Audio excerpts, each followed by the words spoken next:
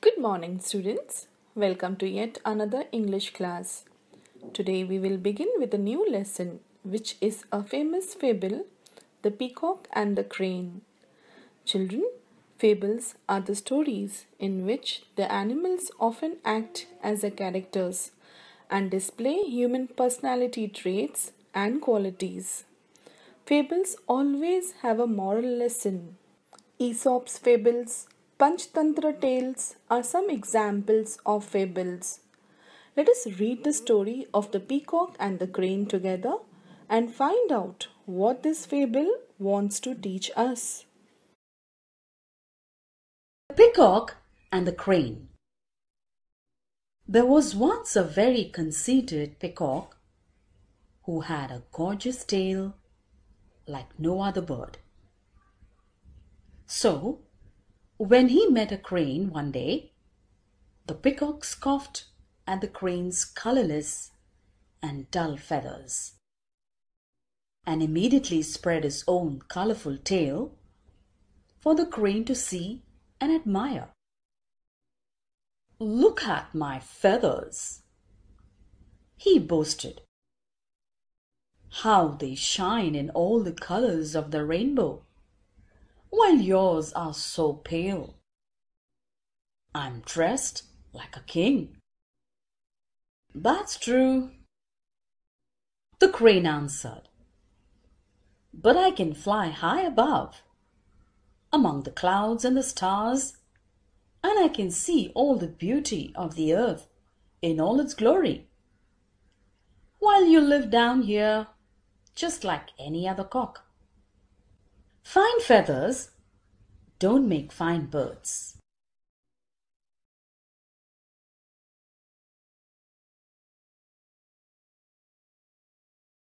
Let us understand the lesson.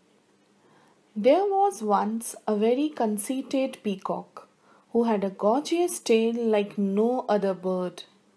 So when he met a crane one day, the peacock scoffed at the crane's colorless and dull feathers and immediately spread his own colorful tail for the crane to see and admire.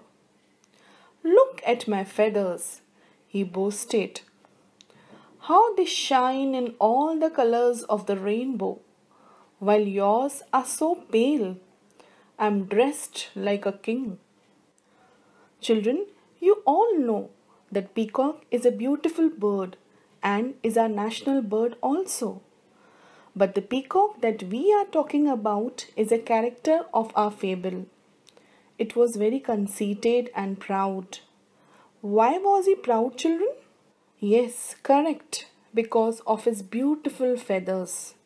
He always talked highly of himself, showed off his colorful tail, and walked like a king with pride. His attitude towards others was also not good. He spoke rudely with others, since he considered others inferior to him. He showed the same attitude towards a crane too, and made fun of his light colored dull feathers. Is this attitude right, children? No, certainly not. We should never consider ourselves as someone great and mock or make fun of others. Everyone is special. We all have strengths and weaknesses.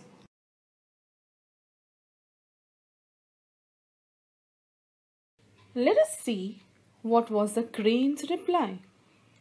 "That's true," the crane answered. "But I can fly high above, among the clouds and the stars, and I can see all the beauty of the earth in all its glory, while you live down here just like any other cock." The crane agreed with the peacock, but added that though his feathers weren't as beautiful as those of the peacock, he could fly high and enjoy the beauty and glory of the beautiful earth, whereas the peacock couldn't fly high. He was like any other ordinary cock. Indeed, children, though the peacock is a beautiful bird, it has its own limitations. it cannot fly high.